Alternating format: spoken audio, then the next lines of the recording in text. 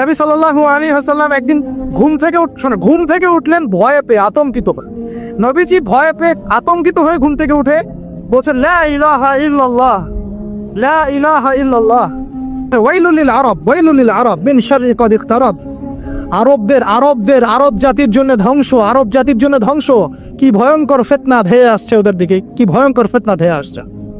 এবং তিনি হাতের ইশারা করে দেখালেন এইভাবে যে আজকে, নবীজি বলছেন 1400 বছর আগের কথা, 1445 বছর আগের কথা, 1445 বছর আগে নবীজি বলেছেন আজকে, ওই সময় আজকে ইয়াজুজ আর মাজুজের যে দেয়ালের কথা মনে আছে? জুলকারনাইনের সময় দেয়াল, এই দেয়াল এতটুকু পরিমাণ খুলে দেয়া হয়েছে, এতটুকু পরিমাণ খুলে দেয়া হয়েছে 1400 কত বছর আগে? তখন তার স্ত্রী বলছেন, আনুহলিকু ওয়াফিনা সালিহিন, আনুহলিকু ওয়াফিনা সালিহিন ইয়া রাসূলুল্লাহ, হে আল্লাহর রাসূল সাল্লাল্লাহু আলাইহি ওয়াসাল্লাম, আমাদের মধ্যে ভালো মানুষরা থাকা সত্ত্বেও কি আমরা ধ্বংস হয়ে যাব? আপনি যে বলছেন ওয়াইলুল লিল আরব, আরবদের জন্য ধ্বংস। নবীজি বলছেন, নাম, হ্যাঁ, নাম, হ্যাঁ, ধ্বংস হয়ে যাবে। ইযা কাসুরাতিল খাবাস, যখন নগ্নতা, বেহায়াপনা, অশ্লীলতা সমাজে রন্ধে রন্ধে ছড়িয়ে পড়বে, তখন আলেম জালেম সব ধ্বংস হবে। এই হাদিসটা অকাট্য হাদিস, বুখারী মুসলিমের, মানে এটা সহিহ, এটা বিষয়ে কোনো সন্দেহ নেই। তাহলে নবীজি 1445 বছর আগে বলছেন যে আরবদের জন্য ধ্বংস ধেয়ে আসছে, এবং দেয়াল এভাবে খুলে দেয়া হয়েছে। কাদের দেয়াল? ইয়াজুজ আর মাজুজ। আর ইয়াজুজ আর মাজুজের সাথে আরবদের ধ্বংসকে সম্পর্কিত করা হলো না? ইয়াজুজ আর মাজুজের সাথে আরবদের ধ্বংসকে সম্পৃক্ত করা হলো এবং বেহায়াপনাকে সম্পৃক্ত করা হলো। বুঝতে পারছেন? আরব জাতির ধ্বংসের সাথে ইয়াজুজ মাজুজকে কানেক্টেড করা হলো এবং অশ্লীলতাকে, কি বলেন, অশ্লীলতাকে কানেক্টেড করা হলো। এখন আপনি চিন্তা করে দেখেন, সারা বিশ্বে পর্নোগ্রাফি কারা ছড়িয়ে দিয়েছে? বলেন বলেন দেখি। পর্নোগ্রাফি কি বেহায়াপনা না? সমাজের ইযা কাসুরাতিল খাবাস, যখন সমাজের রন্ধ্রে রন্ধ্রে বেহায়াপনা ছড়িয়ে পড়ে নাই? মিলান, হাদিসটা মিলান। সমাজের এই মেয়েদের, এই যে ফ্যামিনিস্ট রেভলিউশন কারা ছড়িয়ে দিয়েছে? ফ্যামিনিস্ট রেভলিউশন কারা ছড়িয়ে দিয়েছে? ওরা। সমাজে মেয়ে ছেলে একসাথে চলবে একই পোশাকে কারা ছড়িয়ে দিয়েছে? সমাজে মেয়েদের বেপরদায় চলার এই সংস্কৃতি কারা ছড়িয়ে দিয়েছে? মাদক আর সুদের সংস্কৃতি কারা ছড়িয়ে দিয়েছে? সবচেয়ে বড় কথা, free sex, open sex, free sex, জেনা, ব্যভিচার, পর্নোগ্রাফি, এগুলো কারা ছড়িয়ে দিয়েছে? এটাই ওই যে খুলে দেয়া হয়েছে। এটা আমার ব্যাখ্যা, এটা আমার বুঝ। পৃথিবীর এমন কোন রাষ্ট্র বাকি রাখে নাই তারা এগুলো ছড়াতে, এমন কোন রাষ্ট্র বাকি না। তাহলে সব জায়গায় ছড়িয়ে পড়বে না ইয়াজুজ মাজুজের ফিতনা? এর ছড়িয়ে পড়েছে। আল্লাহ পাক আমাদেরকে এই পশ্চিমা গোলকধাঁধা থেকে হেফাজত করুন, আমিন। আমাদের সংস্কৃতি নিয়ে আমরা বুক ফুলে বাঁচবো ইনশাল্লাহ, আমাদের সংস্কৃতি নিয়ে আমরা চলবো ইনশাল্লাহ। আমাদের কোরআন আছে, হাদিস আছে, আমাদের নবী আছেন, আমাদের সাহাবীরা আছেন, আমাদের দিন আছে ইনশাল্লাহ। আমাদের অন্য কাউকে প্রয়োজন আছে? এই যে প্রযুক্তিগত কথাগুলো বললাম, একটু মাথা খাটান, এগুলো আমরাই তৈরি করতে পারবো ইনশাল্লাহ। সব ঢেলে সাজানো যাবে ইনশাআল্লাহ তাআলা। আল্লাহ পাক আমাদেরকে বোঝার তৌফিক দান করুন। তাহলে 1 নম্বর কি বলেছিলাম ভাই? ইলম অর্জন। 2 নম্বর ইলম অনুযায়ী আমল। আর এই আমলটাকে শুধু ব্যক্তি জীবনে না, জীবনের সব ক্ষেত্রে আল্লাহ কবুল করুন। 3 নম্বর নিজের পরিবারের যত্ন নিন। নিজের ইলম অর্জন করেছেন, আমল করছেন, এখন অনেক বড় বড় কথা অনেকে বলবে, আগে পরিবার ঠিক করেন। আগে কি করবেন? ব্যাস, পরিবার বলতে আপনার স্ত্রী সন্তান। কারণ বাবা মাকে দাওয়াত দেওয়া যাবে, বাবা মাকে গালমন্দ করা যাবে না, বকাঝকা করা যাবে না। বাবা নামাজ পড়েন, আপনি কি মাই দিতে পারবেন? মা নামাজ পড়েন, আপনি কি মাই দিতে পারবেন? পারবেন না। তবে এই যুগে কিছু হতভাগা আছে, এরা বাপ মাকেও গায়ে হাত তোলে না। এই যুগে এমন কিছু হতভাগা ছেলে মেয়ে জন্ম হয়েছে, আল্লাহ মাফ করো, এরা পিতা মাতার সাথেও কি জঘন্য আচরণ করে। পিতা মাতা দোয়া নিবেন, যাদের সাথে পিতা মাতার দোয়া থাকে জীবনে সফল হবে ইনশাআল্লাহ। যার সাথে পিতা মাতার দোয়া নাই, অবস্থা খারাপ। আল্লাহ মাফ করবে আমাদেরকে। এখন পরিবার বলতে আপনার স্ত্রী সন্তান প্রথম প্রায়োরিটি পাবে, আর পিতা মাতাকে আপনি দাওয়াত দিবেন, নসিহত করে বোঝানোর চেষ্টা করবেন। আপনার সন্তান যদি 10 বছর বয়সে নামাজ না পড়ে, তখন তাকে আপনি পিটাতে পারবেন, কিন্তু আপনি বাবাকে মারবেন পারবেন? আর পরিবারের কিছু বিষয়ে এটা আপনি পাবেন প্যারেন্টিং বইয়ের মধ্যে। আর আল্লামা তাকি ইসমানি দামাত বারাকাতুহু শাইখের একটা কিতাব আছে ইসলাম ও পারিবারিক জীবন, ইসলাম ও পারিবারিক জীবন। এই বইটা পড়লে আপনি অনেক কিছু জানতে পারবেন। আমি ডিটেলস বলে দেওয়ার সময় পাচ্ছি আজকে। এক কথায় পরিবারের মধ্যে তাওহীদ থাকবে, শিরক থাকবে না, ঠিক আছে? পরিবারের মধ্যে সুন্নতের চর্চা থাকবে, কোনো বেদাত থাকবে না। পরিবারে হালাল রিজিক থাকবে, কোনো হারাম ঢুকবে না। পরিবারের বিয়ে করব যখন দিনদারিতা দেখে মেয়ে চুজ করব, সৌন্দর্য শ্বশুরের টাকা পয়সা দেখে নয়। হ্যাঁ, সৌন্দর্য থাকতে পারে, সৌন্দর্য থাকলে নূরুন আলা নূর আরো ভালো, কিন্তু যদি মেয়েটা এই যে আমাদের এখনকার সুন্দরী বলতে আপনারা যাদেরকে বোঝেন, নাম নিচ্ছি না, তাদের মতো সুন্দরী নাও হয়, মন খারাপ করার কিছু নাই। এগুলো সব আর্টিফিশিয়াল সুন্দর। কি সুন্দর? আসল সৌন্দর্য হচ্ছে কলবে। আসল সৌন্দর্য কোথায়? কলবে। আর তাদের কাছে যা আছে আপনার স্ত্রীর কাছে তাই আছে। এমন এক্সট্রাঅর্ডিনারি কিছু নাই ওদের কাছে। যা আপনার স্ত্রীর কাছে আছে তা তাদের কাছে সেম জিনিস, সেম। এখানে এত বেশি লোভনীয় আর কিছু নাই।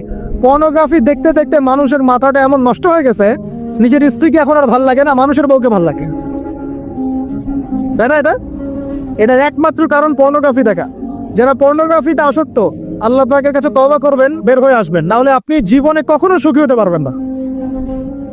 আপনি মন থেকে কখনো কনফিডেন্ট থাকতে পারবেন না, সুখী হতে পারবেন না। আল্লাহর সামনে দাঁড়ায় চোখের পানি ফেলতে পারবেন না। চোখটা নষ্ট হয়ে গেছে তো। আল্লাহ পাক আমাদের যুবক ভাইদেরকে পর্ন থেকে হেফাজত করুন। নিজের দৃষ্টি নত রাখবেন, ইনশাআল্লাহ আল্লাহ পাক আপনাকে খাদিজা রাদিয়াল্লাহু আনহার মতো স্ত্রী দিবেন ইনশাআল্লাহ। আল্লাহর প্রতি ভরসা রাখেন, আল্লাহ পাকের কাছে যা চাবেন ইনশাআল্লাহ পাবেন। আল্লাহর প্রতি যে ধারণা রাখবেন আল্লাহ তেমনই হবেন ইনশাআল্লাহ। কেউ যদি ধারণা রাখে আল্লাহ আমার সাথে নাই, আল্লাহ আমাকে দিবে না, আল্লাহ তার সাথে থাকবে না। কেউ ধারণা রাখে আল্লাহ আমার সাথে আছে, আল্লাহ আমার সাথে আছে, আল্লাহ আমাকে বুঝেন, আল্লাহ আমাকে দিবেন, আল্লাহ অবশ্যই দিবেন ইনশাআল্লাহ। যে ব্যক্তি আল্লাহর প্রতি তাওয়াক্কুল করে আল্লাহ তার জন্য একদম যথেষ্ট হয়ে যাবে। হাসবুনাল্লাহ ওয়া নি'মাল ওয়াকিল। বলেন হাসবুনাল্লাহ ওয়া নি'মাল ওয়াকিল। স্ত্রী চুজ করবেন কি দেখে? শ্বশুরের টাকা, যৌতুক নেবেন, দিনদারিতা। আর দিনদারিতা কি বাইরের বোরখা দেখেই ফিক্স করা যাবে? বর্তমান প্রেক্ষাপট এতই খারাপ, কিয়ামতের আলামতগুলো এমনভাবে প্রকাশ হয়েছে এখন যে একজন ইমানদার মুসলিমের পক্ষে নিশ্চিন্তে থাকা আর ভালো থাকাটা খুব কষ্টকর। তো দেখুন, এই জামানার কথাই নবীজি বলছেন সাল্লাল্লাহু আলাইহি ওয়াসাল্লাম, তোমাদের সামনে এমন একটা যুগ আসছে, নবীজি বলছেন জামানা সবরিন, কঠিন জামানা। যে জামানা ঈমান নিয়ে চলাটা হবে হাতের মধ্যে আগুন নিয়ে চলার মতো। আমার অবজারভেশন 2026-27 পর্যন্ত একটা অর্থনৈতিক মন্দা চলতে পারে। বলবে কিছু কিছু লোক যে ভবিষ্যৎবাণী করতে যাওয়ার, এটা ভবিষ্যৎবাণী নয়। আপনি বর্তমান সম্পর্কে খবর রাখেন না বলেই বর্তমানকে আপনার ভবিষ্যৎ মনে হচ্ছে। সম্মানিত উপস্থিতি, কেমন আছেন আপনারা? আলহামদুলিল্লাহ আলা কুল্লি হাল ওয়া ফি কুল্লি মাকান। যদিও বা বর্তমান প্রেক্ষাপটে একজন মুসলিম ভালো থাকতে পারে না। বর্তমান প্রেক্ষাপট এতই খারাপ, কিয়ামতের আলামতগুলো এমনভাবে প্রকাশ হয়েছে এখন যে একজন ইমানদার মুসলিমের পক্ষে নিশ্চিন্তে থাকা আর ভালো থাকাটা খুব কষ্টকর। তারপরেও নবী সাল্লাল্লাহু আলাইহি ওয়াসাল্লাম আমাদেরকে দিক নির্দেশনা দিয়েছেন যে যখন ফিতনার যুগ আসবে, ফিতনার যুগ বলতে চতুর্দিক থেকে ফিতনার ফাসাদ। ফিতনা ফাসাদ কেমন? মানে আল্লাহ রাব্বুল আলামিন কোরআনে একটা বিষয় বলছেন, সমাজ তার উল্টা চলছে, এগুলো ফিতনা। নবী সাল্লাল্লাহু আলাইহি ওয়াসাল্লাম হাদিসে একটা বিষয় বলেছেন, সমাজ তার উল্টা চলছে, এর নাম ফিতনা। পরিবারে ফিতনা, ধর্মের মধ্যে ফিতনা, সমাজে ফিতনা, অর্থনীতিতে ফিতনা, এখন সংস্কৃতির মধ্যেও ফিতনা। তো এই ফিতনাময় পরিবেশে নবী সাল্লাল্লাহু আলাইহি ওয়াসাল্লাম বলেছেন যে কেউ যদি ঈমান এবং আমলের উপরে, মানে নবী সাল্লাল্লাহু আলাইহি ওয়াসাল্লামের আদর্শের উপরে সবর করতে পারে, টিকে থাকতে পারে, তার জন্য 50 জন শহীদ সাহাবীর নেকি হবে ইনশাআল্লাহ। তো ফিতনাময় পরিবেশে যদি সবর করা যায়, হকের উপর অটল থাকার চেষ্টা করা যায়, ইনশাআল্লাহ আপনি 50 জন শহীদ সাহাবীর নেকি পাবেন ইনশাআল্লাহ। তো প্রত্যেকটা ক্ষেত্রেই আপনি ফিতনা পাবেন। পরিবারের দিকে তাকাবেন, দেখবেন পরিবারের বন্ধনগুলো আগের মতো নাই। প্রচুর ডিভোর্স হচ্ছে, স্বামী স্ত্রীর বিচ্ছেদ প্রচুর বেড়ে গেছে। তারপরে সন্তান সন্ততি আমাদের পরিবারে যারা আছে দেখবেন এরা বেশিরভাগই দুনিয়াদার হয়ে গেছে, দিনের খুব একটা ফিকির নাই। বেশিরভাগ পরিবারের সদস্য দেখবেন নামাজ কালামের এখন ধার ধারছে না। ম্যাক্সিমাম পরিবার থেকে আস্তে আস্তে পর্দাটা কিন্তু শিথিল হয়ে যাচ্ছে।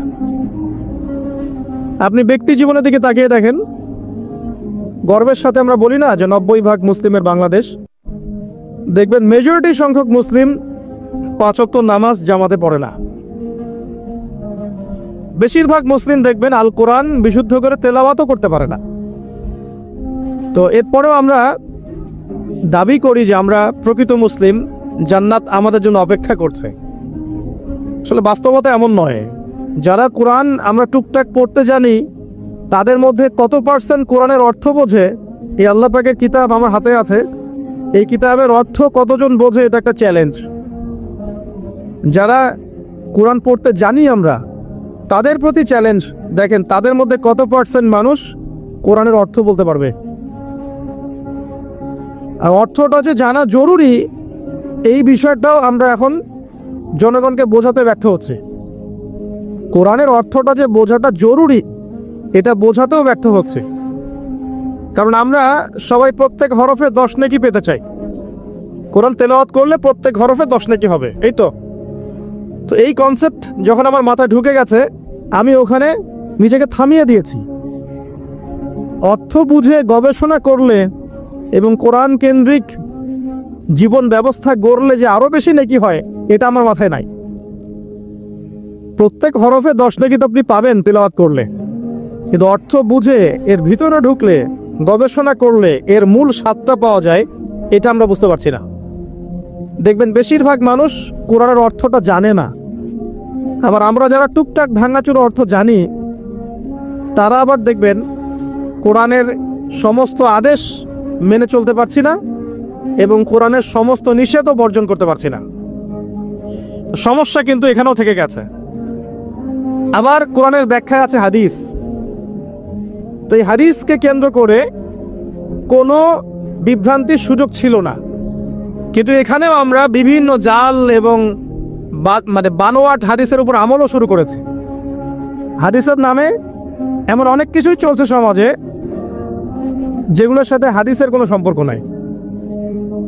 আমি বলতে চাচ্ছি যে হাদিসের নামে আবার সমাজে এমন অনেক আমল চালু আছে যেগুলোর সাথে আবার হাদিসের কোনো সম্পর্ক নাই। তো দেখুন ধর্মের মধ্যেও সমস্যা থেকে গেছে। আবার আমরা সবাই মুসলিম, আমাদের সবার ইউনাইটেড থাকার কথা। মুসলিম একটা জাতি, তাদের আল্লাহ একজন, রাসূল একজন, কেবলা এক, তাদের সবার মধ্যে একটা ইউনিটির কথা ছিল। কিন্তু আমরা ধর্মতাত্ত্বিকভাবে এবং পলিটিক্যালি আমরা বিভিন্ন দলে বিভক্ত এবং আপসের মধ্যে মিল মহব্বত কম।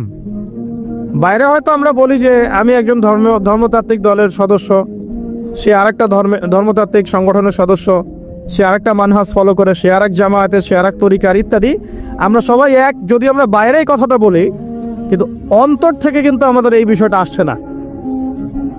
যদি আসতো, যদি আমরা ভিতর থেকেই ঐক্যবদ্ধ হতে পারতাম, তাহলে উম্মার আজকে এই অবস্থা হতো না। তো দেখুন ধর্মকেন্দ্রিক অনেক প্রবলেম থেকে গেছে এখনো।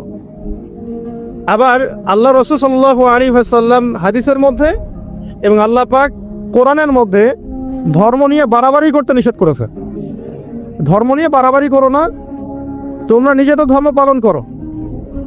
তা আমরা নিজের ধর্ম যতটা না পালন করি, অন্যের ধর্মের দিকে আঙ্গুলটা তার চেয়ে বেশি তুলি। আমরা আগে নিজের রিলিজনটাকে ঠিক মতো পালন করি, দেখবেন সমাজ ঠিকই পরিবর্তন হয়ে গেছে ইনশাআল্লাহ।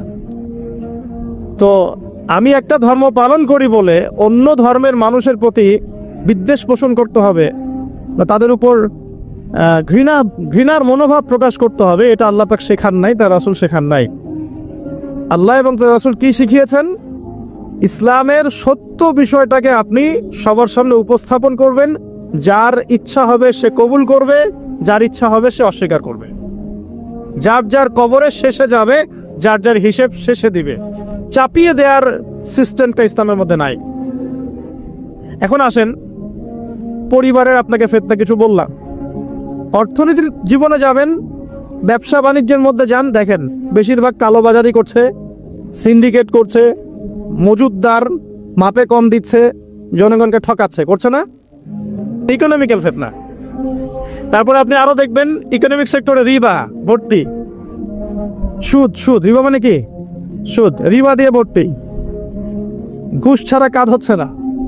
ঠিক আছে, অন্যের সম্পদ আত্মসাৎ না করলে আমাদের পেটের ভাত হজম হচ্ছে না।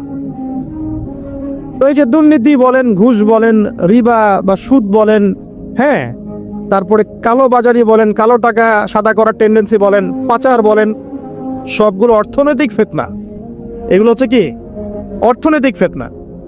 আর বিশ্বের ফিতনা তো পরে, ওটা তো বলার অপেক্ষা রাখে না। মানে বিশ্বের সবচেয়ে বড় ফিতনা ছিল দ্বিতীয় বিশ্বযুদ্ধ, তার আগে একটা হয়েছে প্রথম বিশ্বযুদ্ধ, যেখানে প্রায় কয়েক কোটি মানুষ মারা গেছে, আর সেকেন্ড ওয়ার্ল্ড ওয়ারে আরো বেশি মানুষ মারা গেছে। তো এখন বিশ্বকে ঠেলে দেওয়া হচ্ছে একটা থার্ড ওয়ার্ল্ড ওয়ারের দিকে। মানে যে কোনো সময় একটা তৃতীয় বিশ্বযুদ্ধের আশঙ্কা করছেন এখনকার যারা মিলিটারি অ্যাফেয়ার্স নিয়ে পড়াশোনা করেন, ওয়ার্ল্ড অ্যাফেয়ার্স নিয়ে পড়াশোনা করেন, তারা এগুলো বলতে পারবেন ভালো। বিশ্বকে একটা খাদ্য মন্দার দিকে ঠেলে দেওয়া হচ্ছে, বিশ্বকে একটা দুর্ভিক্ষের দিকে ঠেলে দেওয়া হচ্ছে, এবং মহামারীর মধ্যে দিয়ে অলরেডি কিন্তু আমাদের বিভিন্ন দেশের ইকোনমিক অবস্থা ভালো না। তার উপরে খাদ্য সংকট, তার উপরে যে বৈশ্বিক যুদ্ধগুলো, আমদানি রপ্তানি বন্ধ হয়ে যাচ্ছে, তেল গ্যাসের দাম বেড়ে যাচ্ছে, জনগণ হাহাকার করছে। এই পলিটিক্যাল গ্লোবাল অ্যাফেয়ার্সের ফিতনা এগুলা। তা আপনাকে এই জন্যই প্রথমে আমি একটা কথা বললাম যে ফিতনাময় একটা পরিবেশে একজন মুমিন যার অন্তর্দৃষ্টি আছে, যে কোরআন এবং সুন্নাহ দিয়ে এই বিশ্বের এই রহস্যগুলো উদ্ঘাটন করতে পারে, সে ভালো থাকতে পারে না। তার মনটা সবসময় কিন্তু মানে ব্যাকুল থাকবে যে কিভাবে এইসব সমস্যা থেকে নিজে উত্তরণের পথ খুঁজতে পারি, আর আমার পরিবারকে বাঁচাতে পারি, আর আমার জনগণকে বাঁচাতে পারি। আর যদি আপনি আত্মকেন্দ্রিক হন, স্বার্থপর হন, তাহলে নিজের চটকায় তেল দিবেন, নিজে ভালো থাকলেই বাপের নাম। তো দেখুন, এই জামানার কথাই নবীজি বলছেন সাল্লাল্লাহু আলাইহি ওয়াসাল্লাম, তোমাদের সামনে এমন একটা যুগ আসছে, নবীজি বলছেন জামানা সাবরিন, কঠিন জামানা, যে জামানা ঈমান নিয়ে চলাটা হবে হাতের মধ্যে আগুন নিয়ে চলার মতো। নবীজি বলছেন ওই সময়ে সাহাবী জিজ্ঞাসা করছেন, ইয়া রাসূলুল্লাহ, আমি ওই সময়ে কি করব? ওই সময় আমি কি করব? আমাকে কি পরামর্শ দিচ্ছেন? নবী সাল্লাল্লাহু আলাইহি ওয়াসাল্লাম বলছেন, হে আমর ইবনে আস, তুমি ওই সময়ে বাড়িতে অবস্থান করো, বাসায় থাকো, বিনা প্রয়োজনে বাড়ির বাইরে এসো না। ওই সময় তুমি নিজের পাপের জন্য আল্লাহর কাছে ক্রন্দন করতে থাকো, বিনা প্রয়োজনে বাড়ির থেকে বের হয়েও না। আর মানুষের সাথে এত বেশি মেলামেশা করো না, নিজে তোমার আমল, তোমার গুনাহ নিয়ে ব্যস্ত থাকো, তোমার পাপের জন্য আল্লাহর কাছে কান্নাকাটি করো, ইনশাল্লাহ তুমি নাজাত পেয়ে যাবে। এটা একটা অপশন, মানে ফিতনাময় পরিবেশে আপনি কিভাবে বাঁচবেন, এটা একটা অপশন। আরেকটা হাদিসে কি নবী সাল্লাল্লাহু আলাইহি ওয়াসাল্লাম বলছেন যে যখন এমন ফিতনাময় পরিবেশ আসবে, তখন যদি তোমরা এই আমর বিল মারুফ নাহি আনিল মুনকার, সৎ কাজের আদেশ, অসৎ কাজের নিষেধ, আমার সুন্নতের উপর অটল থাকতে পারো, তাহলে তোমরা 50 জন শহীদের নেকি পাবে। সাহাবায়ে কেরাম বলছেন, ইয়া রাসূলুল্লাহ, আমিনহুম আও মিন্না, তাদের মধ্যে 50 জন নাকি আমাদের মধ্যে 50 জন শহীদ? নবী করিম সাল্লাল্লাহু আলাইহি ওয়াসাল্লাম বলছেন, বাল মিনকুম, বরং তোমাদের মধ্যে 50 জন শহীদ। এটা অপশন নাম্বার 2। এক কি বললাম, আপনি নিজেকে নিয়ে ব্যস্ত থাকেন, বাসায় থাকেন, বিনা প্রয়োজনে বাড়ির থেকে বের হবেন না, মানুষের সাথে কম মেলামেশা করেন, এবং নিজের পাপের জন্য আল্লাহর কাছে কান্নাকাটি করেন, নিজের আমল নামা নিয়ে ব্যস্ত থাকেন, ইনশাআল্লাহ নাজাত পাবেন। 2 নম্বর, যদি আপনার কাছে আরো বেশি যোগ্যতা থাকে এবং আপনি আরো বেশি সাহসী হন এবং আপনি উম্মার, দেশের জনগণের কল্যাণ কামনা করেন, তাহলে অন্যদেরকেও এই ফিতনাময় পরিবেশে টিকে থাকার ফর্মুলা বলে দেন। এখানে সবর করেন, আমর বিল মারুফ নাহি আনিল মুনকারের কাজ করেন, আল্লাহ পাক আপনাকে ইনশাআল্লাহ 50 জন শহীদ সাহাবীর নেকি দিবেন সব। আরো অপশন আছে। কি অপশন? ওই যে আসহাবুল কাহফ কি করেছিল, একটা ফিতনাময় পরিবেশ থেকে নিজেরা আস্তে করে সরে গিয়েছে। যখন আপনি পরিবেশকে পরিবর্তন করতে আর পারছেন না, দাওয়াত দিয়েও কোনো কাজ হচ্ছে না, মানুষ কথাও শুনছে না, জুলুম নির্যাতন বাড়তেই আছে, টিকে থাকা মুশকিল, তখন তাদের হিসেবের দায়িত্ব আল্লাহর উপর ছেড়ে দেন, আপনি ওখান থেকে ডিসকানেক্টেড হয়ে যান। এটা একটা অপশন। এই অপশন বেছে নিয়েছিল ইব্রাহিম আলাইহিস সালাম। তার বাবাকে বুঝিয়েছেন, কাজ হয়নি, চলে গেছেন। এই অপশন বেছে নিয়েছিল আসহাবুল কাহফ। সবাইকে বোঝাচ্ছে কাজ হচ্ছে না, তার রাস্তায় করে চলে গিয়ে গুহার মধ্যে রাত কাটানো শুরু করেছে। এমনও হাদিস পড়েছি আমি যে ফিতনাময় পরিবেশে সবচেয়ে সৌভাগ্যবান হবে ওই শ্রেণীর মানুষ যারা দেখা যাবে যে পাহাড়ি কোনো এলাকায় বা দূরবর্তী কোনো জায়গায় বসবাস করছে, যেখানে বৃষ্টিপাত হয়, গরু, ছাগল, মেষ, বকরি এগুলো নিয়ে ওখানে চড়ায়, যখন আজানের সময় হয়, নামাজের ওয়াক্ত হয়, আজান দেয়, নামাজ পড়ে, দুনিয়ার ফিতনা থেকে এরা দূরে আছে, এরা সফল। এমনও হাদিস আছে।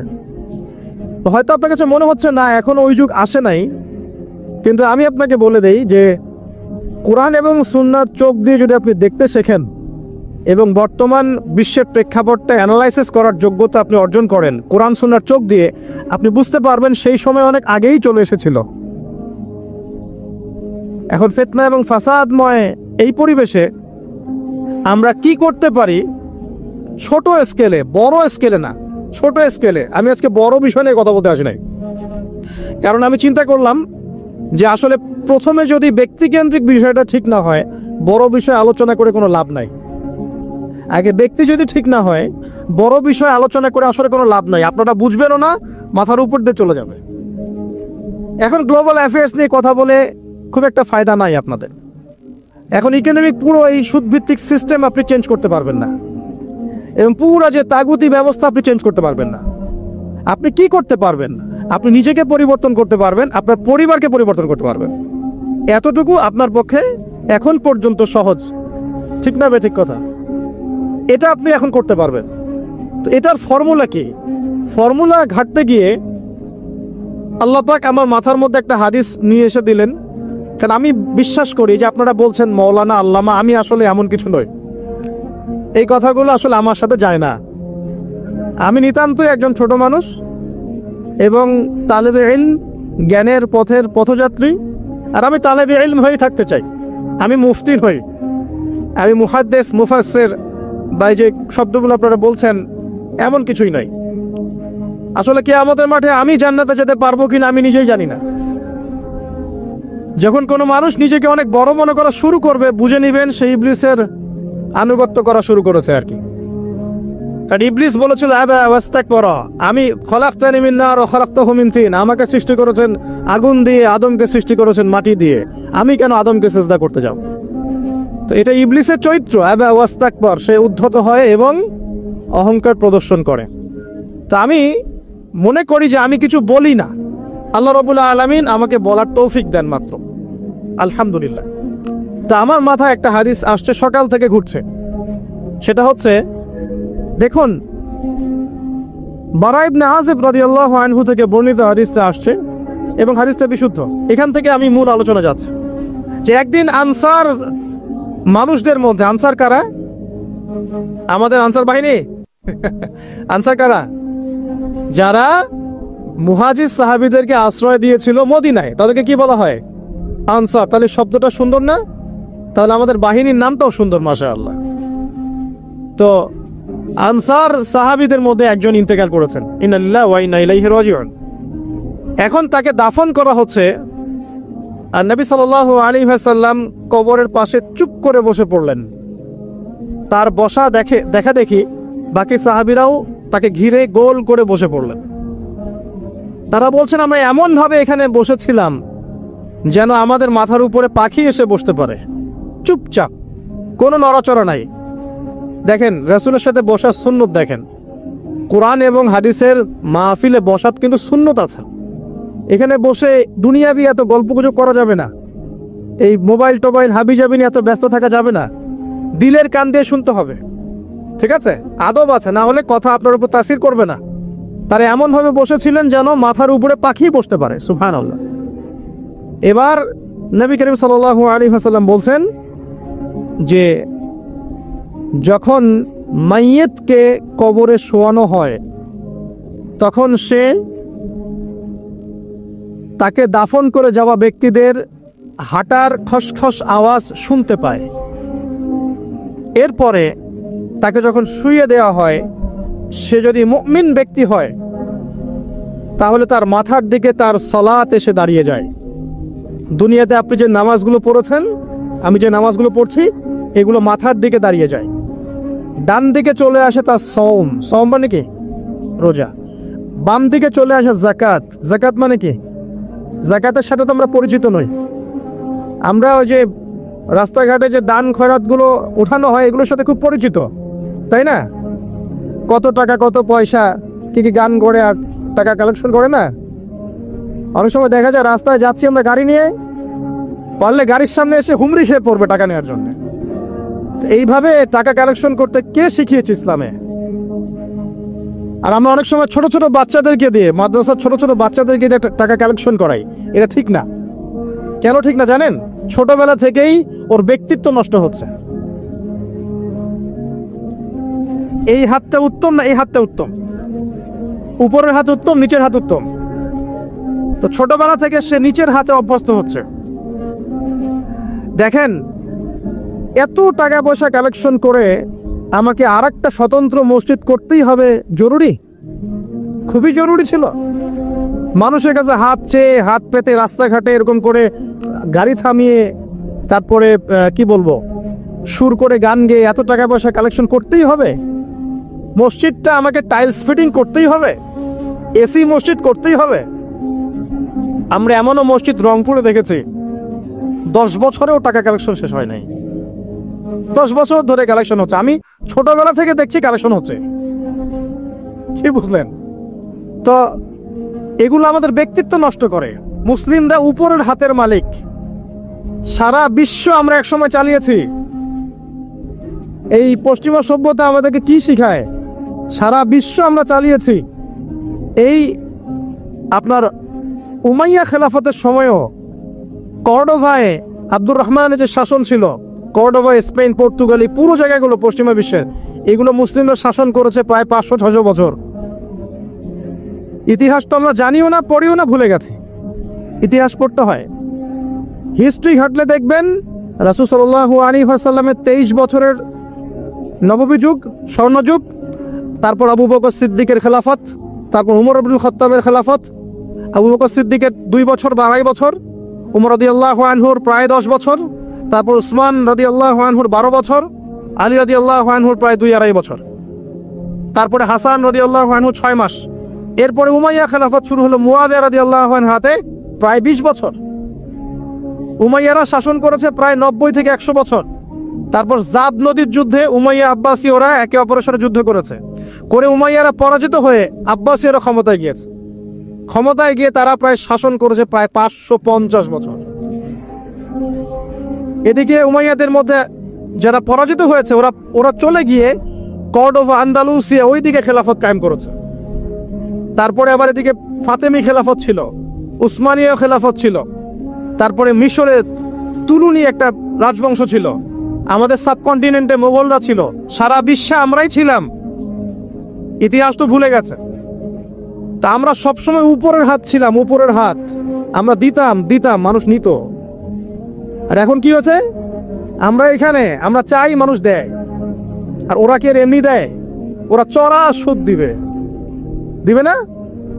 ওয়ার্ল্ড ব্যাংকে যান লোন নিতে, চড়া সুদ।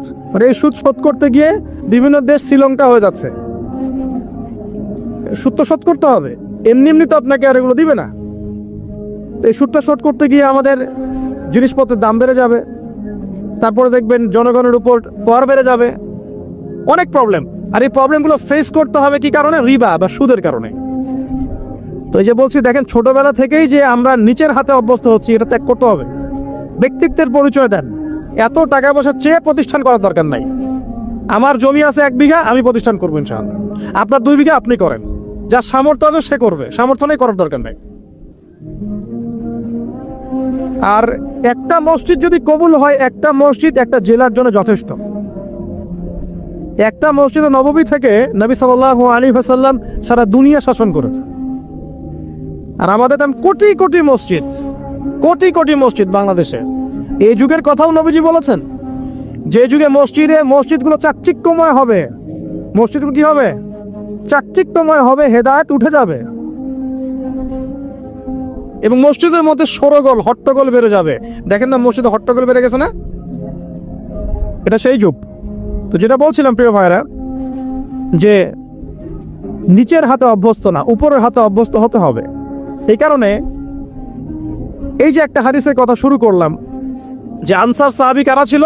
যারা মুহাজির সাহাবীদেরকে আশ্রয় দিয়েছে। এখন এই সাহাবীদের মধ্যে একজন ইন্তেকাল করেছে, তার লাশ যখন রাখা হচ্ছে তখন নবীজি বলছেন মাথার দিকে মাইয়েতের আসে কি? সলাত। সলাত মানে কি? নামাজ। 5 ওয়াক্ত নামাজ আজকে থেকে ছাড়বেন? ওয়াদা করেন আজকে থেকে 5 ওয়াক্ত নামাজ ছাড়বো না ইনশাআল্লাহ। একটা হাদিস খালি বলি, মান তারাকা সালাতান মুতাআম্মিদান ফাকাদ কাফারা, মান তারাকা সালাতান মুতাআম্মিদান ফাকাদ কাফারা। আবার শোনেন, قال رسول الله صلى الله عليه وسلم من ترك صلاة متعمدا فقد كفر। আর মুয়াজ বিন জাবাল রাদিয়াল্লাহু আনহু কে নবীজি বলেছেন মান তারাকা সালাতা মুতাআম্মিদান ফাকাদ বারিয়াত মিন জিম্মাতিল্লাহ। যে ব্যক্তি নিজের উপর ফরজ নামাজ ছেড়ে দিল সে কুফরি করলো, সে কুফরি করলো, সে কুফরি করলো। মুয়াজ বিন জাবালকে নবী সাল্লাল্লাহু আলাইহি ওয়াসাল্লাম বলছেন যে ব্যক্তি ফরজ নামাজ ইচ্ছা করে ছেড়ে দিল সে ব্যক্তি আল্লাহর জিম্মা থেকে মুক্ত হয়ে গেল। নামাজ ছাড়বেন প্রিয় ভাই জামাতের সাথে ইনশাআল্লাহ। আল্লাহ আমাকে তৌফিক দেখ, আপনাদের সবাইকে তৌফিক দান করুন, আমিন। জামাত যদি না পান একা পড়ে নেবেন, ঠিক আছে? যদি ঘুমিয়ে থাকেন ঘুম থেকে উঠে পড়বেন, ভুলে গেছেন যখন মনে হবে তখন পড়বেন। অজু করার পানি নাই, কি করবেন? তায়াম্মুম করবেন। তায়াম্মুমেরও কিছু নাই, আপনার কোনো কাপড়ই নাই, সতর ঢাকার কোনো কাপড়ই নাই, কি করবেন? বসে বসে নামাজ পড়বেন ওই অবস্থাতেই। এটা কোনো মাফ নাই, মানে আপনার অজু করার কোনো পানি নাই, তায়াম্মুমের কিছুই নাই, কাপড়ও নাই সতরে, তখনও নগ্ন হয়ে বসেই নামাজ পড়তে হবে, মাফ নাই। যখন শোয়ানো হবে মাথার দিকে কি থাকবে? সালাত। তাহলে আমরা যারা ফরজ সালাত এখন আদায় করছি না আজকে তওবা করেন, বলেন আস্তাগফিরুল্লাহ আল্লাযী লা ইলাহা ইল্লা হুয়াল হাইয়ুল কাইয়ুম ওয়া আতুবু ইলাইহি।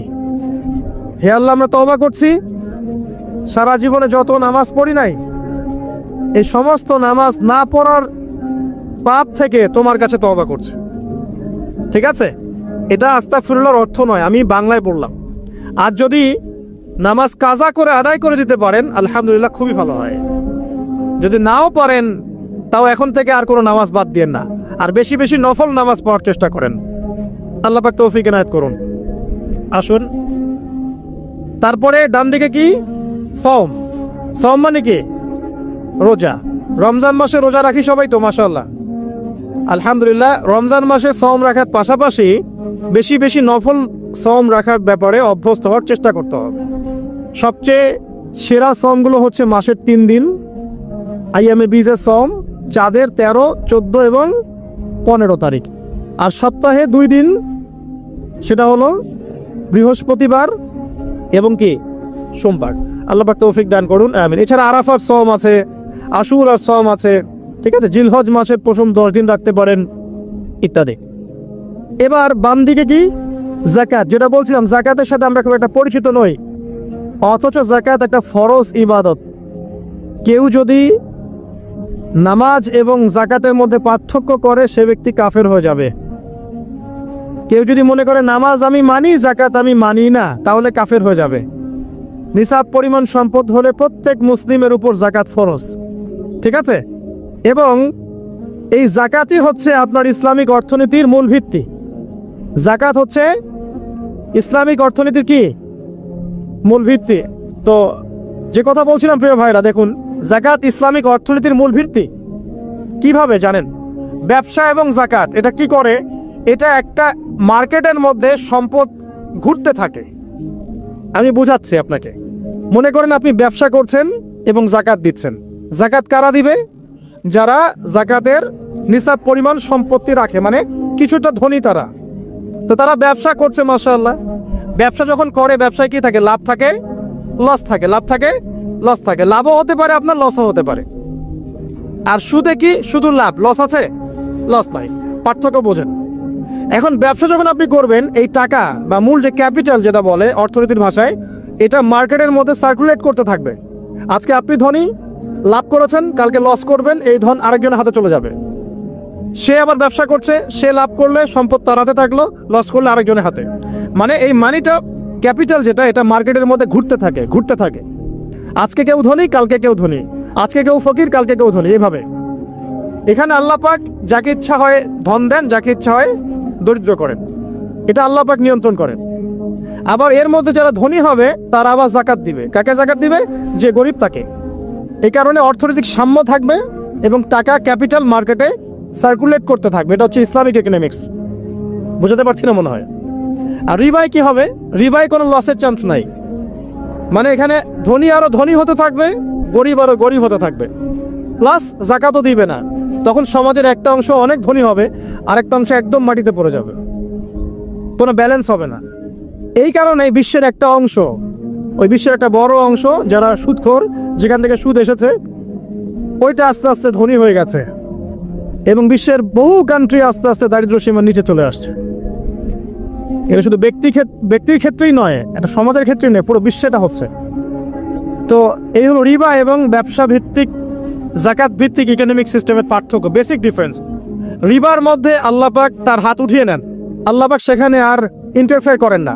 ঠিক আছে, সুদ খাচ্ছ, তুমি তোমার মতো চলো এখন। আর ব্যবসা ভিত্তিক ইকোনমিক্স চললে আল্লাহ পাক সেখানে কাউকে ধন দিবেন, কারো কাছ থেকে নেবেন। আপনার ধন নিয়ে আমাকে দিবেন, আমার ধন নিয়ে আপনাকে দিবেন। আমি যদি ধনী হই, আমি আবার জাকাত দিব, সেই জাকাতের টাকা আবার আপনার হাতে যাবে, কেউ না খেয়ে মরবে না। তো সামনে এই যে বলা হচ্ছে 2023 সাল, শুধু 23 সাল না, আমার অবজারভেশন 2026-27 পর্যন্ত একটা অর্থনৈতিক মন্দা চলতে পারে। আর বলবে কিছু কিছু লোক যে ভবিষ্যৎবাণী করতে যাওয়া, এটা ভবিষ্যৎবাণী নয়। আপনি বর্তমান সম্পর্কে খবর রাখেন না বলেই বর্তমানকে আপনার ভবিষ্যৎ মনে হচ্ছে। আমাদের অনারেবল মিনিস্টার যারা আছেন ওদেরকে তাদেরকে জিজ্ঞাসা করেন, তারাও বলছেন যে 2023 সাল থেকে 26 সাল খাদ্য মন্দার মতো যাও। অমুসলিমদেরকেও জাকাত দেওয়া যায়, জানেন? অমুসলিম যদি কেউ থাকে, দরিদ্র, তাকেও জাকাত দিয়ে সহযোগিতা করা যায়। আমরা সহযোগিতা করি না বলেই তো যে পশ্চিম থেকে লোকজন এসে সহযোগিতা করে খ্রিস্টান বানাচ্ছে এখন সবাইকে। আরো বাড়বে দিন দিন, দেখেন।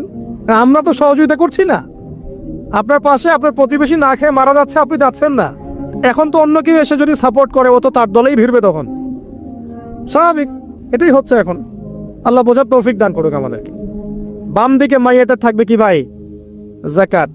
তারপরে পায়ের দিকে চলে আসবে তার আত্মীয়তার সম্পর্ক রক্ষার ইবাদত, তার এই যে অন্যান্য দান সদকা, তার নফল আমল, তার তাসবিহ তাহলিল, তার কোরআন তেলাওয়াত ইত্যাদি পায়ের দিকে চলে আসবে।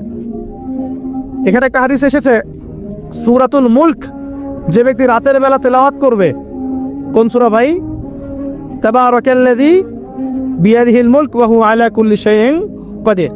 এই সূরা যে ব্যক্তি রাতের বেলা করে তেলাওয়াত করবে, ইনশাআল্লাহ সূরা মুলক কবরে তার সাথে থাকবে এবং কবর আযাব থেকে সূরা মুলক তাকে বাঁচাবে ইনশাআল্লাহ। আমি বুঝাচ্ছি যে কি অবস্থাটা হবে। এবার দুজন ফেরেশতা মাথার দিক থেকে আসবেন, আসতে চাইবেন, সালাত বলবে এখান দিয়ে আসা যাবে না, এদিক দিয়ে আসা যাবে না। ডান দিক দিয়ে আসতে চাইবেন, এদিক দিয়ে আসা যাবে না। বাম দিক দিয়ে আসতে চাইবেন, যাকাত বলবে এদিক দিয়ে আসা যাবে না। পায়ের দিক দিয়ে আসতে চাইবেন, আমলগুলো বলবে এদিক দিয়ে আসা যাবে না। তখন যাই হোক, তারা আসবেন। এটা কথা কি? এটা কথাটা হচ্ছে যে সলাতের গুরুত্ব, সে সলাত আদায় করেছে, সে আমার হক আদায় করেছে, আমি তার পক্ষে আছি, এটা পক্ষে বোঝাচ্ছে। রোজা বলবে আমি ওর পক্ষে আছি, তাকে আপনি কোনো শাস্তি দিবেন না, আমি তার পক্ষে আছি।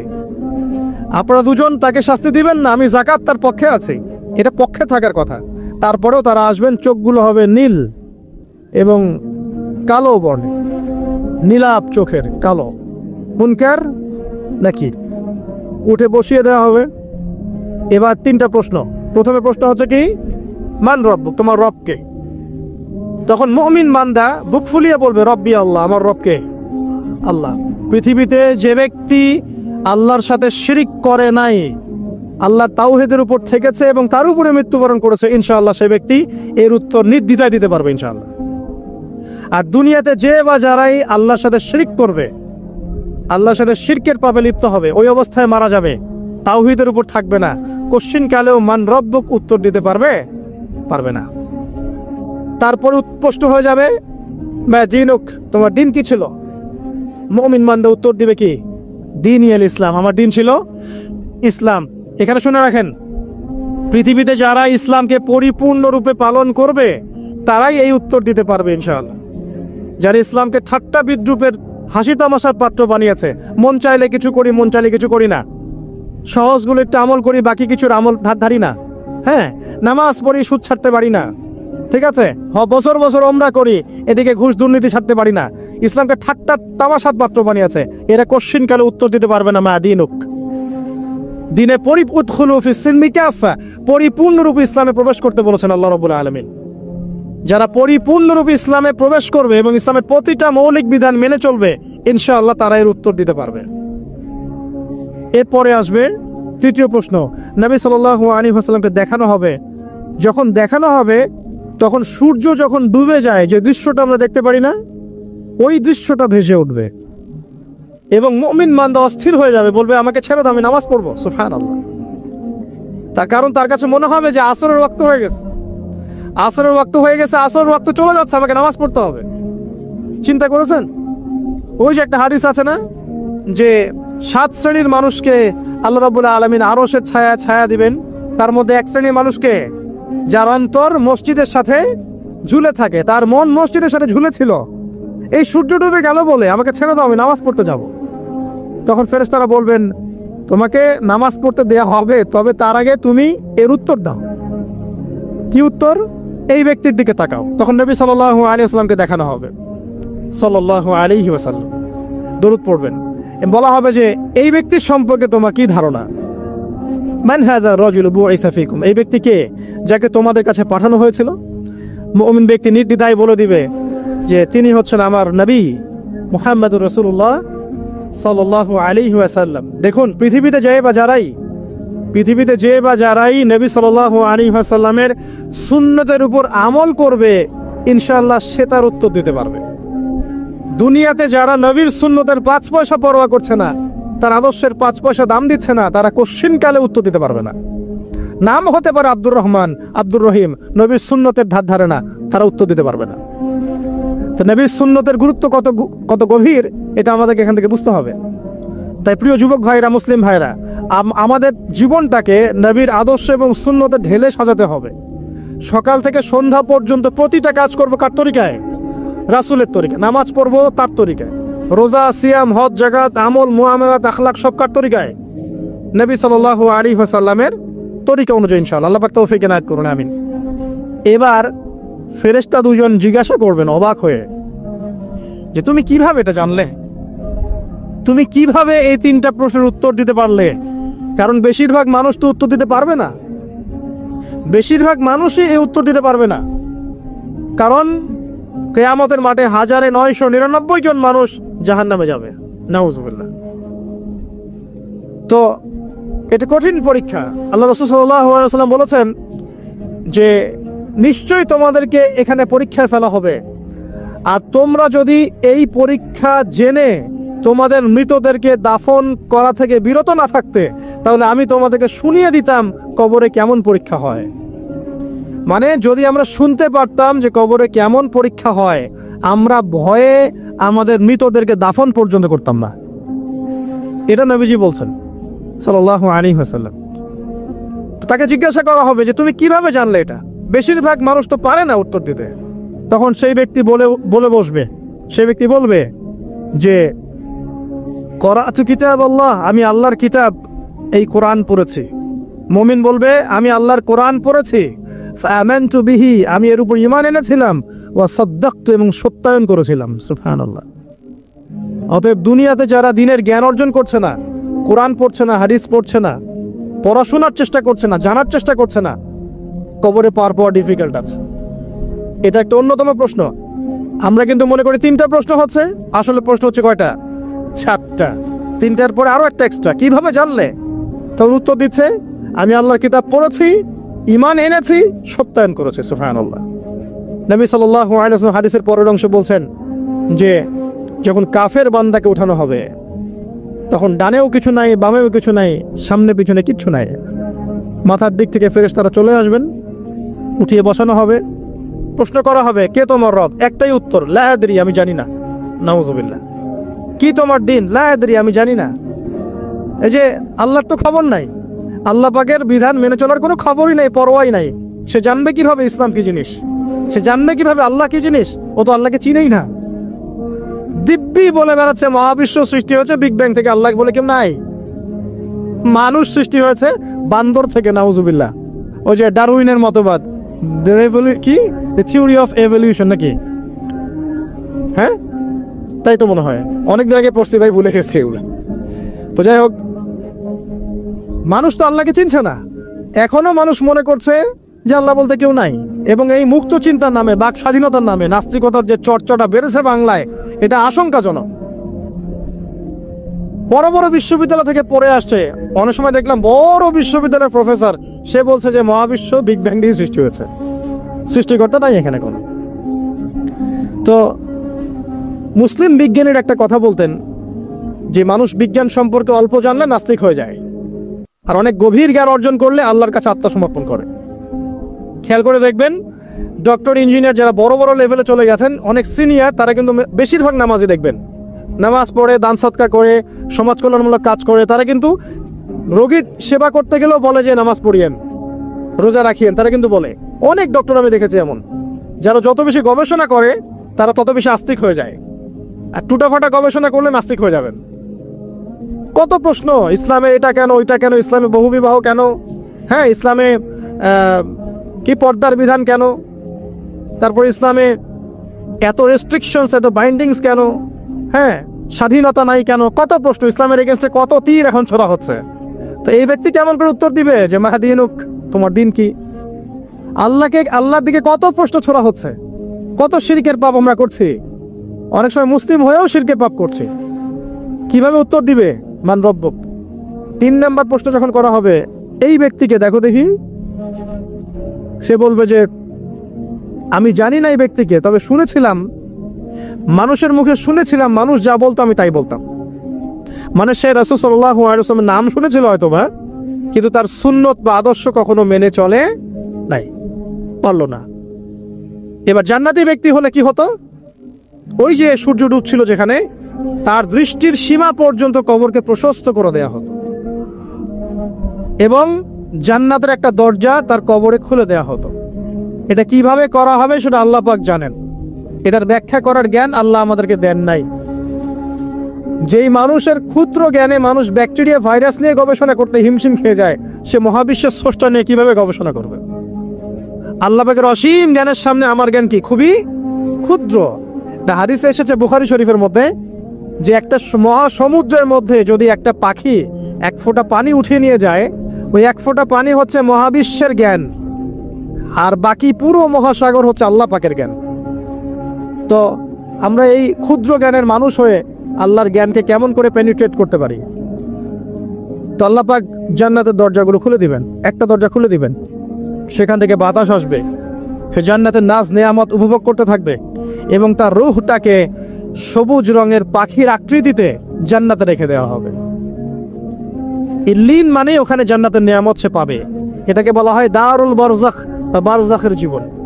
জীবন অনেকগুলো, একটা ছিল রুহের জগৎ। রুহের জগতে আমরা সবাই ছিলাম। শোনেন, রুহের জগতে যার সাথে যার বন্ধুত্ব, ভালোবাসা গভীর ছিল, দুনিয়াতে তার সাথে তার ভালোবাসা বেশি। এটা হয়তো জানেন না, জানতেন হাদিসটা? রুহের জগতে যদি কখনো আপনার সাথে আমার দেখা হয়ে থাকে, দুনিয়াতে আপনার সাথে আমার দেখা হবে ইনশাআল্লাহ। রুহের জগতে যদি আপনার আমার মধ্যে ঘনিষ্ঠ ভালোবাসা থেকে থাকে, এখানেও ভালোবাসা হয়ে যাবে ইনশাআল্লাহ। এটা বলে আমি আবার তোমাদের বয়ফ্রেন্ড গার্লফ্রেন্ড ভালোবাসা বুঝাই নাই, ওই ভালোবাসার কথা বলি নাই। আবার রুহের জগতে বিদ্বেষ, এখানেও দেখবেন বিদ্বেষ। ওটা একটা জগৎ ছিল যেখানে আল্লাহ পাক সমস্ত আদম সন্তানকে সৃষ্টি করে তাদের রূহটাকে রেখেছিলেন এবং ওয়াদা নিয়েছেন। কি ওয়াদা? আল্লাহ পাক বলেছিলেন আলাস্তু বিরাব্বিকুম, সূরা আরাফের 182 নম্বর আয়াত পড়ে দেখবেন, 182 নম্বর আয়াত। আল্লাহ পাক বলেছিলেন যে আমি ওয়াদা নিয়েছিলাম, আলাস্তু বিরাব্বিকুম, আমি কি তোমাদের রব নই? আমরা সবাই বলেছিলাম বেলা ইয়া রব্বি, অবশ্যই আপনি আমাদের রব। দুনিয়াতে এসে আমরা ভুলে গেছি। এই ভুলে যাওয়াটা মনে করায় দেওয়ার জন্যই আল্লাহ পাক আসমানে কিতাব নাজিল করেন, নবী রাসূল পাঠান, আমাদের কান পর্যন্ত ইসলামের দাওয়াত পৌঁছে দেন, যাতে আমরা মনে করতে পারি।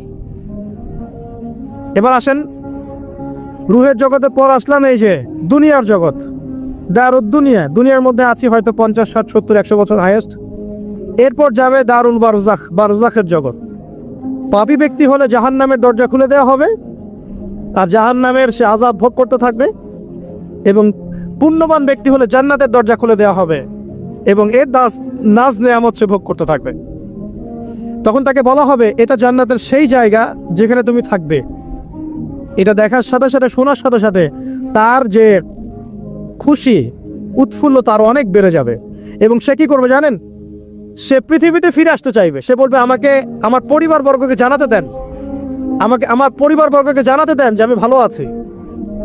তখন ফেরেশতারা তাকে বলবেন যে এটা সম্ভব না, তোমার এবং তাদের মাঝে দারুল বারজাক আছে, তুমি এটা ভেদ করে যেতে পারবে না। তখন তার আত্মাটাকে ইল্লিনে দেওয়া হবে, একটা সবুজ পাখির আকৃতিতে জান্নাতে ঘুরে বেড়াবে ইনশাআল্লাহ।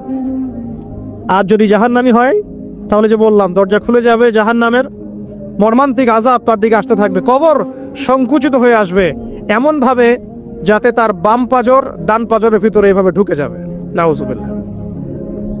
এবং এই আযাব চলতে থাকবে ইলা ইয়াউমি ইউবআসুন, পুনরুত্থানের দিন পর্যন্ত।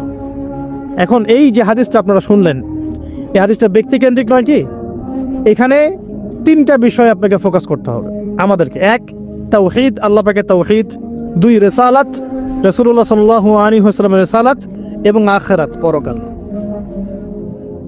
এই তিনটা বিষয় খুব স্বল্প কথায় বলছি। দেখুন, তাওহীদ কি? আল্লাহ পাকের একত্ববাদ। এক আল্লাহকে আপনি সৃষ্টিকর্তা মানবেন, রিজিক দাতা মানবেন, পালনকর্তা মানবেন, সন্তান দাতা, ভালো মন্দের মালিক, সমস্ত কিছুর মালিক কে? আল্লাহ। আল্লাহ আল্লাহ আমাকে বাঁচিয়ে রেখেছেন, আল্লাহ আমাকে মৃত্যু দিবেন, আল্লাহ আমাকে রিজিক দেন, আল্লাহ আমাকে সন্তান দিবেন, আল্লাহ আমার ভালোর মালিক, আল্লাহ মন্দের মালিক, আল্লাহ সমস্ত কিছুর মালিক। এই কনসেপ্ট পরিষ্কার থাকবে, লা ইলাহা ইল্লাল্লাহ পরিষ্কার থাকবে। সমস্ত বিষয় কার পক্ষ থেকে? আল্লাহর পক্ষ থেকে। তাওহীদ, সংক্ষিপ্ত কথায় বললাম তাওহীদ। এর মধ্যে তিনটা ক্লাসিফিকেশন আছে: রুবুবিয়্যাত, উলুহিয়াত, আসমা ও সিফাত। এটা আপনারা কিতাবুত তাওহীদ বই থেকে পড়ে নিয়েন। সংক্ষেপে বলে দেই, রুবুবিয়্যাত আল্লাহ পাকের সমস্ত বিষয়গুলো তার দিকে সম্বন্ধ করা, সৃষ্টিকর্তা, পালনকর্তা, রিজিক দাতা সবকে আল্লাহ। উলুহিয়াত কি? দুনিয়াতে এসেছি আল্লাহ পাকেরই দাসত্ব করতে হবে, অন্য কারো দাসত্ব চলবে না, তাওহীদ উলুহিয়াত। আসমা ও সিফাত কি? আসমা সিফাত মানে হচ্ছে আল্লাহ পাকের নাম, গুণাবলীগুলো আছে। আল্লাহ পাক রহমান, আল্লাহ পাক রহিম, আল্লাহ পাক রাজ্জাক, হ্যাঁ, আল্লাহ পাক গফুর, আল্লাহ পাক শরীদুল ইকাব। সমস্ত গুণাবলী কার? আল্লাহর। এই হলো আসমা ও সিফাত। আল্লাহ পাক যেমন, আল্লাহ পাক তেমন, আল্লাহ পাক নিজের মতো, কারোর সাথে তুলনীয় নন। ওয়াল্লাহু আহাদ, একক। আল্লাহুস সামাদ, তিনি অমুখাপেক্ষী। লাম ইয়ালিদ ওয়া লাম ইউলাদ, তিনি জন্ম দেননি, জন্মিতও নন। ওয়া লাম ইয়াকুল লাহু কুফুয়ান আহাদ, তার সমতুল্য আর কিছুই নাই। আল্লাহ থেকে সবকিছু হয়, এটাই হলো তাওহীদ। এখন এর অপোজিশন কি? শিরক। তাওহীদের বিরুদ্ধে গেলে কি হয়ে যাবে? শিরক। কেউ যদি মনে করে যে আল্লাহ ছাড়া কেউ আমাকে জীবন দিতে পারে, আল্লাহ ছাড়া কেউ আমাকে মারতে পারে, আল্লাহ ছাড়া কেউ আমাকে রিজিক দিতে পারে, অথবা আল্লাহ ছাড়া কেউ সন্তান দিতে পারে, আল্লাহ ছাড়া অন্য কারো কাছে কেউ যদি দোয়া করে, আল্লাহ ছাড়া অন্য কারো জন্য নজর মানত করে, আল্লাহ ছাড়া অন্য কারোর নামে কসম খায়, আল্লাহর হালালকে হারাম করে দেয়, আল্লাহর হারামকে হালাল করে নেয়, ঠিক আছে? আল্লাহ থেকে শুভ অশুভ আসে না, শুভ আল্লাহর পক্ষ থেকে আসে, অশুভ শয়তানের পক্ষ থেকে আসে, এমনও যদি কেউ মনে করে। শুভ অশুভ দুটোই আল্লাহর পক্ষ থেকে আসে, কিন্তু কেউ যদি মনে করে না শুভগুলো আল্লাহর পক্ষ থেকে, অশুভগুলো শয়তানের পক্ষ থেকে, এমনও যদি মনে করে, শিরক হয়ে যাবে। মুসলিমরা চলাফেরায়, মুসলিমরা আল্লাহ ছাড়া অন্য কারো কাছে চাচ্ছে, মুসলিমরা অনেকে কবরে সেজদা করছে, মুসলিমরা অনেকেই মৃত মানুষের কাছে দোয়া করছে, হাতে বালা পরে আছেন, খোলেন না। কেন খোলেন না? ভয়ে যদি আপনার ক্ষতি হয়, শিরক। মুসলিমরা দেখবেন আগুনের সামনে মাথা নত করছে, মুসলিমরা এখন মেডিটেশন করে, ধ্যান করে, মুসলিমরা জিনকে তাবে করতেছে। অনেক সময় দেখা যায় মুসলিমরা জাদু করতেছে, জাদুবিদ্যা, কুফরি কালাম করছে না? করছে। সবই শিরক, সবই শিরক। মুসলিমরা দেখবেন আল্লাহর হালাল যেগুলো আছে এগুলোকে হারাম করে ফেলছে, আবার অনেক সময় আল্লাহর হারামগুলোকে হালাল করে নিচ্ছে। সুদ কি ভাই? এখানে ফরজ, হালাল করে নেওয়া হয়েছে। মদ কি তোমাদের কাছে তো ওয়াজিব, না খাইলে ঘুম হয় না। তো এই যে আল্লাহ হারামগুলোকে কি করছি আমরা, হালাল করে ফেলি, এটাও শিরক, কুফরি একটা। তো এক কথায় তাওহীদের উপর যারা থাকবে মান রব্বুক উত্তর দিতে পারবে ইনশাআল্লাহ। যারা শিরক করে ফেলবে ওই অবস্থায় মারা যাবে, মান রব্বুক উত্তর দিতে পারবে না। আমার কথা কি বোঝা যাচ্ছে? আমি সহজ করার চেষ্টা করছি কিন্তু হয়তো পারছি না, এটা আমার ব্যর্থতা। এক কথায় যদি আমরা কবরের প্রথম প্রশ্নের উত্তর দিতে চাই তাহলে আমাদেরকে অবশ্যই তাওহীদের উপর থাকতে হবে, শিরকে যাওয়া যাবে না। প্রিয় ভাইরা, শিরকের পাপ থেকে আজকে তওবা করে ফেলবেন। আল্লাহ জেনে না জেনে জীবনে যত শিরক করেছে আল্লাহ মাফ করে দাও, আমিন। এবং আগামী দিনগুলোতে শিরকের পাপে লিপ্ত হয় না। প্রিয় ভাইরা, যদি আপনার আমল নামায় আসমান জমিন সমানও পাপ থাকে, শিরকের পাপটুকু না থাকে, আল্লাহ পাক আপনার পুরো পাপ মাফ করতে পারবে ইনশাআল্লাহ। আল্লাহ পাক বলেছেন মেরাজের রাতে নবী সাল্লাল্লাহু আলাইহি ওয়াসাল্লামকে আরশে আজিমের কাছে উঠিয়ে নিয়ে আল্লাহ পাক 3টা ওহী করেছেন। কয়টা ওহী? একটা ছিল 5 ওয়াক্ত নামাজ, ঠিক আছে। 2টা হচ্ছে 2 নাম্বার হচ্ছে সূরা বাকারার শেষের 3টা আয়াত। 3 নাম্বার একটা ওয়াদা, একটা প্রতিশ্রুতি। সেটা কি? হে মুহাম্মদ সাল্লাল্লাহু আলাইহি ওয়াসাল্লাম, তোমার উম্মতের মধ্যে কেউ যদি আসমান জমিন সমান পাপ নিয়ে আমার সামনে হাজির হয় কিন্তু আমার সাথে কাউকে শরিক না করে, শিরক না করে, তাহলে আমি আল্লাহ তার সামনে আসমান জমিন সমান ক্ষমা নিয়ে হাজির হব, মানে মাফ করে দেওয়া হবে ইনশাআল্লাহ। অতএব শিরকের পাপে যায় না, ইনশাআল্লাহ জান্নাতে যাওয়া যাবে। যে ব্যক্তি মন থেকে একবার লা ইলাহা ইল্লাল্লাহ পড়েছে, সমস্ত বিষয় আল্লাহর দিকে সুপর্দ করে, তার অন্যান্য অনেক পাপ থাকতে পারে, আল্লাহ পাক চাইলে সব পাপ মাফ করতে পারেন। অতএব মান রব্বুক উত্তর দিতে চাইলে শিরকের পাপে যাওয়া যাবে যাবে না। আধুনিক শিরকের মধ্যে সবচেয়ে ভয়ঙ্করটা হচ্ছে এটা যে আমরা আল্লাহর হালালকে হারাম করে নিচ্ছি, হারামকে আবার হালাল করে ফেলছি। এখানে যায় না, সবকিছু আল্লাহ থেকে আসে। দোয়া আল্লাহর জন্য করবেন, নামাজ আল্লাহর জন্য, সবকিছু ইবাদত আল্লাহর জন্য, দ্বীনি ইলম অর্জন আল্লাহর জন্য। প্রতিটা কাজের করার আগে নিয়াত ফিক্স করবেন, কেন করব? পরকালীন স্বার্থ থাকলে করব, না হলে করব না। কেন তুমি টিকটকে যাবা না? কারণ পরকালীন কোনো স্বার্থ নাই। কেন তুমি ফ্রি মিক্সিং অ্যাফেয়ার্সে যাবা না? কারণ পরকালীন কোনো স্বার্থ নাই। কেন মদ খাবা না? পরকালীন কোনো স্বার্থ নাই। কেন মিউজিকে যাচ্ছ না? কারণ পরকালীন কোনো স্বার্থ নাই। কেন তুমি এই যে সুদ খাবা না? কারণ পরকালীন কোনো স্বার্থ নাই। যে কাজে পরকালীন কোনো স্বার্থ নাই সে কাজে কোনো মুমিন মুসলিম নাই। কেন নামাজ পড়বো? কারণ পরকালীন স্বার্থ আছে। কেন রোজা রাখবো? পরকালীন স্বার্থ আছে। কেন আমি হালাল বিয়ে করব, হারাম জেনায় যাব না? পরকালের স্বার্থ আছে। কেন আমি যাকাত দিব, ব্যবসা করব, সুদ খাবো না? কারণ পরকালের স্বার্থ আছে। কেন ইসলামের দাওয়াত দিব? পরকালের স্বার্থ আছে। কেন হাদিস প্রচার করব? কারণ পরকালের স্বার্থ আছে। ইসলামের জন্য সবর করব কেন? পরকালের স্বার্থ আছে। পরকালের স্বার্থ যেখানে, মুসলিম সেখানে। পরকালীন স্বার্থ নাই, আমরা নাই। প্রত্যেকটা কাজ করার আগে নিয়াতটা ফিক্স করতে হবে, পরকালের কোনো স্বার্থ আছে? যদি বলে হ্যাঁ আছে, তাহলে করবেন। স্বার্থ নাই, আমি নাই। কোনো ফুজুল কি বাত বা ফাহেসা কোনো কাজ, এইসব কাজে আমরা নাই, বিকজ এগুলোতে কোনো পরকালীন স্বার্থ নাই। ব্যাস, আমাদের জীবনের প্রতিটা মোমেন্ট, প্রতিটা সেকেন্ড আল্লাহর দেয়া দান। আমি নিজের ইচ্ছা মতো এটাকে অপব্যয় করতে পারি না। হ্যাঁ, আপনি মিউজিক শুনতে চান, আপনি সং পছন্দ করেন, আপনি নাশিদ শোনেন, ইসলামিক নাশিদ শোনেন, ওখানে আপনার ইমান একটু দীপ্ত হবে, পরকালীন স্বার্থ আছে। আপনি নিজের যৌন চাহিদাকে দমন করতে পারছেন না, হালালভাবে বিয়ে করে নেন। বিয়ে করার পর আপনি যত ইচ্ছা স্ত্রীকে মহব্বত করেন, প্রত্যেকটা মহব্বতে নেকি পাবেন। এমনকি স্ত্রীর দিকে নেক নজরে তাকাবেন, তাতেও নাকি। তার মুখে খাবার তুলে দেবেন, তাতেও নাকি। তার হাত ধরে হাঁটবেন, তাতেও নাকি। তাকে নিয়ে রাত্রে চাঁদ দেখবেন, তাতেও নাকি। আপনি আপনার নিয়তটাকে চেঞ্জ করেন, কাজের ডাইরেকশন চেঞ্জ করেন। পরকালের স্বার্থ থাকলে করবো, না হলে করবো না। আপনি পছন্দ করেন ঘুরে বেড়াতে, আল্লাহর দিনের দায়ী হয়ে ঘুরে বেড়ান না, সমস্যা কি?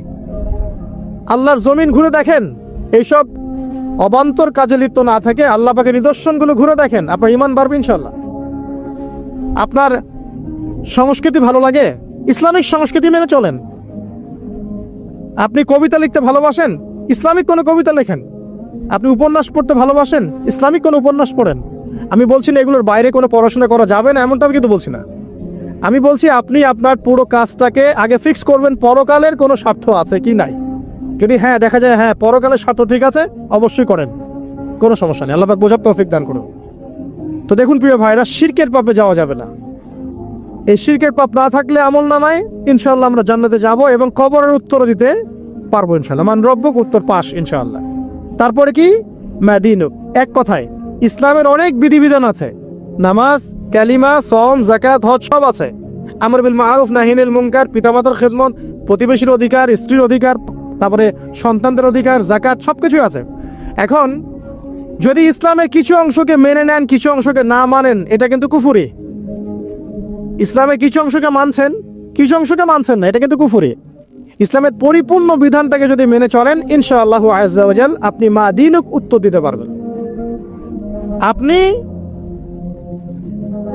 আমল করতে পারেন না পারেন, মনে করেন আপনি আমল করতে পারছেন না, কিন্তু আপনি আকীদা পোষণ করছেন যে হ্যাঁ ইসলামে যা আছে আমি সবকিছু মেনে চলি, কিন্তু হয়তো আমল করতে গিয়ে আমি পারছি না।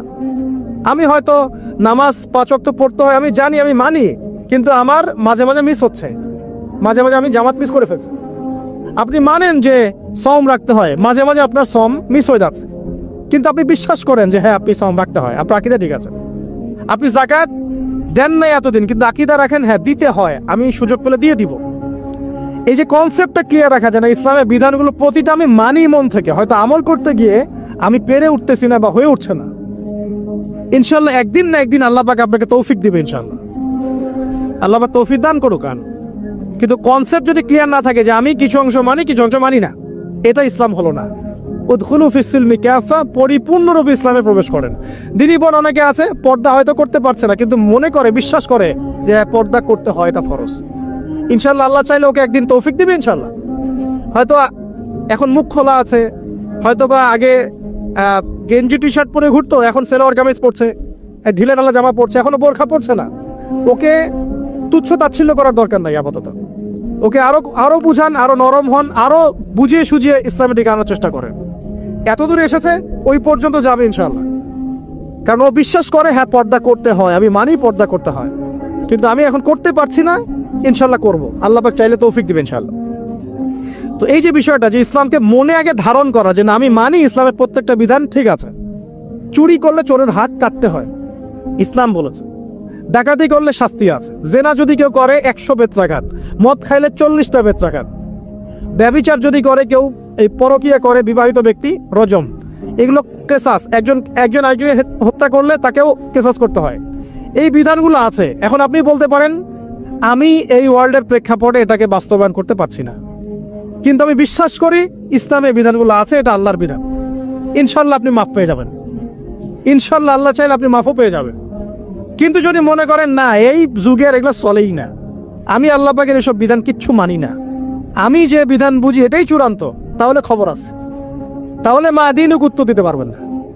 তো বুঝেন, বিষয়টা বোঝেন, আকীদাটা ক্লিয়ার করেন যে না আমি পারতেছি না, এটা একটা বিষয়, কিন্তু আমি বিশ্বাস করি ইসলামের এগুলো অংশ, হয়তো আমি এখন পারছি না, ইনশাল্লাহ ভবিষ্যতে পারবো।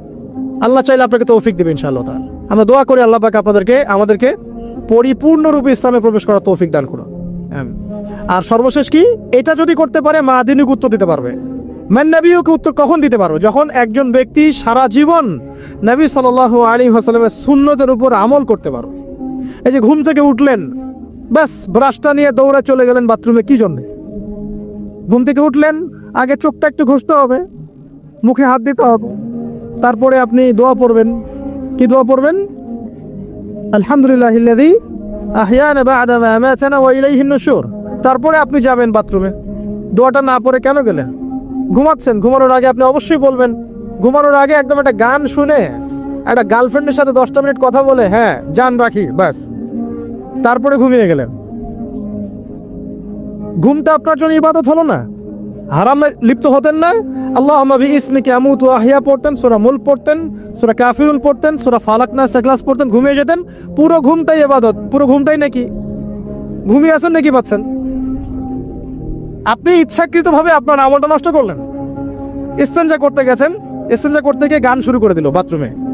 বাথরুম সিঙ্গার আছে না কিছু? বাথরুমে গান গাওয়ার জায়গা নাকি? তো ওখানে গান শুরু করলো। বাথরুমে গান গাবেন কেন? আপনি ঢোকার সময় বলবেন কি বিসমিল্লাহ আল্লাহুম্মা ইন্নী আউযু বিকা মিনাল খুবসি ওয়াল খাবাইস, এরপর ইস্তেঞ্জা করবেন, তারপরে আপনি গুফরানাকা বলে বের হয়ে আসবেন। পুরো ইস্তেঞ্জার সময়টুকু নাকি? নামাজ পড়তে দাঁড়িয়েছেন, এখানে রিয়া কোনো লৌকিকতা থাকবে না, লোকজন আমাকে দেখছে আমি ভালো করে নামাজ পড়ি, এমন থাকবে না।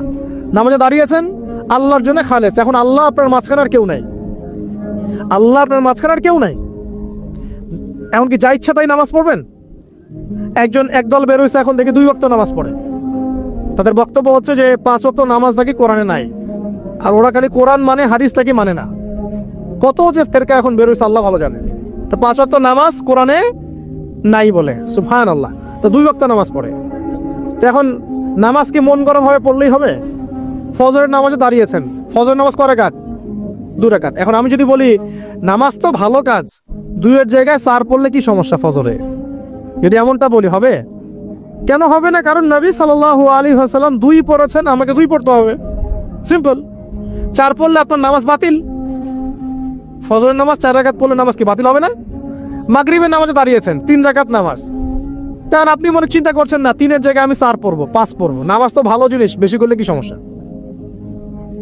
সবকিছু বেশি করতে হয় না। রাসূলুল্লাহ সাল্লাল্লাহু আলাইহি ওয়াসাল্লাম যা দিয়েছেন তাই করতে হয়, এর নাম সুন্নত। বাইরে গেলে হবে কি? বেদাত। প্রত্যেকটা কাজ খেয়াল করতে হবে। তো প্রত্যেকটা আমল এভাবে। নামাজ, এই যে রোজা রাখবেন, রমজান মাসে রোজা রাখলে এটা ফরজ। আর আপনি চিন্তা করুন রোজা তো ভালো জিনিস, আমি রমজানও রাখবো, শাবান পুরো 2 মাসে রাখবো, হবে? দেখেন নফল বিষয়টা আলাদা, আমি ফরজের কথা বলছি। কেউ যদি মনে করে ফরজ রোজা আমি 2 মাসে রাখবো, রমজানও রাখবো, শাবানও রাখবো, রোজা ভালো জিনিস করলে কি সমস্যা হবে? হবে না। এভাবেই হজ করতে হয় ওইখানে আরাফার মাঠে। আপনি মনে করেন কুড়িগ্রামে হজের একটা জায়গা বানাইলাম আমরা, মনে করেন কথার কথা, এমনও কিন্তু জায়গা আছে মানুষ অন্য জায়গায় হজ করে। কিন্তু আপনি ভাবছেন এমনি বলছি, এমন অনেক ফেরকা আছে মুসলিমদের মধ্যে, মুসলিম নাম দাঁড়িয়ে গেল মুসলিম না, হজেরও জায়গা বানাইছে আলাদা, ওখানে হজ করে, ওখানে তাওয়াফ করে। এখন হজ যেখানে করতে হবে ওখানে না করে যদি এখানে করি হবে? হবে না। যাকাত দেওয়ার একটা লিমিট আছে, এইটুক দিতে হবে। আপনি এখন কম দিলেন হবে, আবার দিলেন না আমি একদম বেশি দিয়ে ফাটায় ফেলাবো একেবারে, সেখানে হবে?